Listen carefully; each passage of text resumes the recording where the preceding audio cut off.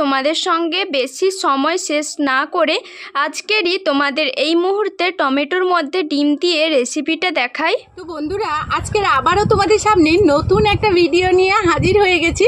আজকের আমি তোমাদের সামনে নিয়ে চলে এসেছি টমেটোর সঙ্গে কয়েকটা ডিম দিয়ে। দেখো কত সুন্দর একটা রেসিপি বা টিফিন তোমরা খুব তাড়াতাড়ি বানিয়ে ফেলতে পারবে।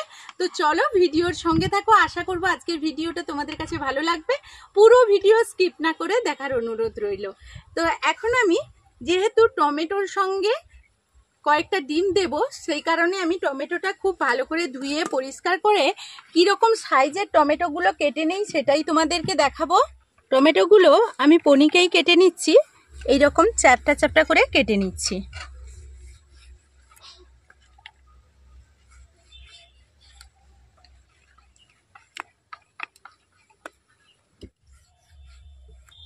তো এখন আমি টমেটোগুলো কেটে নিয়েছি, ঠিক এইভাবেই কেটে নিয়েছি।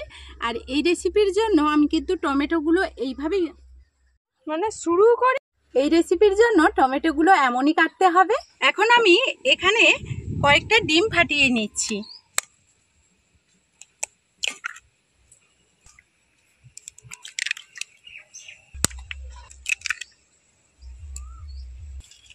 এখানে দিয়ে দিচ্ছি একটু পরিমাণ গোলমরিচের গুঁড়ো, পরিমাণ মতো লবণ, পরিমাণ মতো লঙ্কার গুঁড়ো।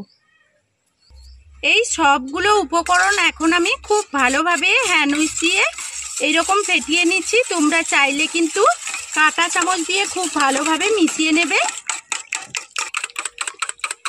এখন আমি খুব ভালোভাবেই এই ডিমের মিশ্রণটাকে ফেটিয়ে নিয়েছি। এখন চলে যাব মূল রান্নার কাজে। এখন আমি কড়াই বসিয়ে দিয়েছি গ্যাসে। এই কড়াইয়ের মধ্যে এখন দিয়ে দিচ্ছি সাদা তেল। তোমাদের কাছে যদি ঘি বা বাটার থাকে সেটা দিয়েও তোমরা এই রেসিপিটা করতে পারো, তাহলে খুব ভালো হবে।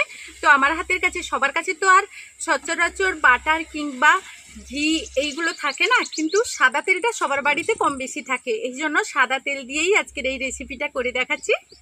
এখন আমি কড়াইয়ের মধ্যে দিয়ে দিচ্ছি সাদা তেল। এখন আমার তেলটা মোটামুটি গরম হয়ে গেছে। এর মধ্যেই এখন দিয়ে দেব টমেটোগুলো।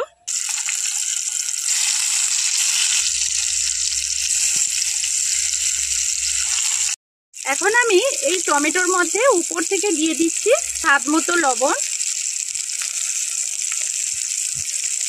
আর এখন আমি দিয়ে দিচ্ছি একটু পরিমাণ গোলমরিচের গুঁড়ো। এখন আমি যে ডিমের মিশ্রণটা রেখেছিলাম উপর দিয়ে দেব।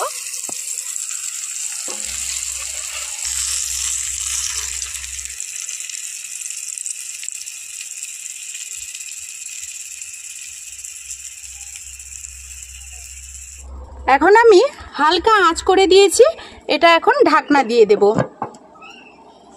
এখন ঢাকনাটা খুলে আমি কিছুটা কাঁচা লঙ্কা ছোট ছোট করে কুচি করেছি, এটা উপর দিয়ে দেব। আবারও এটা আমি ঢাকনা দিয়ে দেব। এখন আমি এখানে ঢাকনাটা খুলে নেব।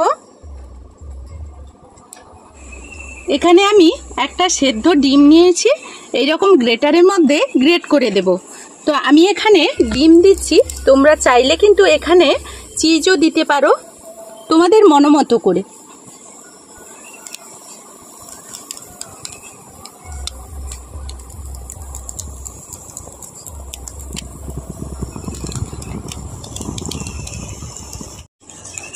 আমি গ্রেটারে একটু নারকেল গ্রেট করে দিচ্ছি, তোমরা চাইলে কিন্তু স্কিপ করতে পারো।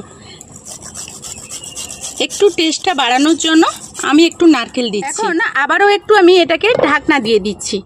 1 থেকে 2 মিনিট ঢাকনা দিয়ে এটাকে রান্না করে নেব। তবে প্রথম থেকে শেষ পর্যন্ত এটাকে আবারও হালকা আঁচেই আমি করে নিচ্ছি। ডিমটা দেওয়ার পর প্রথম থেকে শেষ পর্যন্ত এটাকে হালকা আঁচে রান্না করতে হবে। এখন আমি 2 মিনিট মতো এটা খুব ভালো করে ঢাকনা দিয়ে আবারও এটাকে রান্না করে নিয়েছি। এখন আমি ঢাকনাটা খুলে নেব।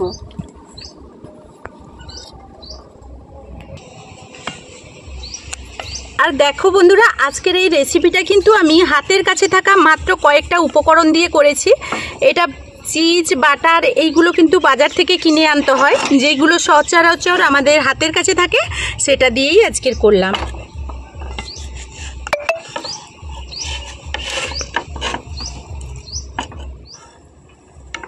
কত সুন্দরভাবে আজকে সামান্য কয়েকটা ডিম আর টমেটো দিয়ে দারুণ একটা রেসিপি তৈরি করেছি। সেটা তো তোমরা দেখতেই পেলে।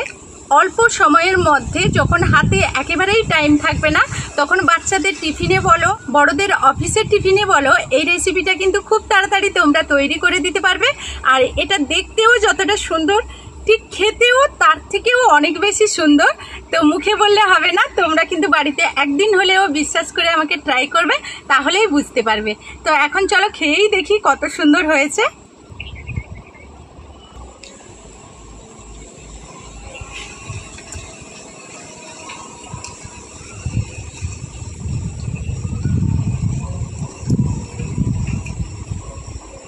তো বন্ধুরা কি বলবো, অসাধারণ একটা রেসিপি, যেটা তোমাদের বলে বোঝাতে পারবো না। তো আজকের মতো এই ভিডিও থেকে বিদায় নেব, ফিরে আসবো নতুন কোনো ভিডিও নিয়ে।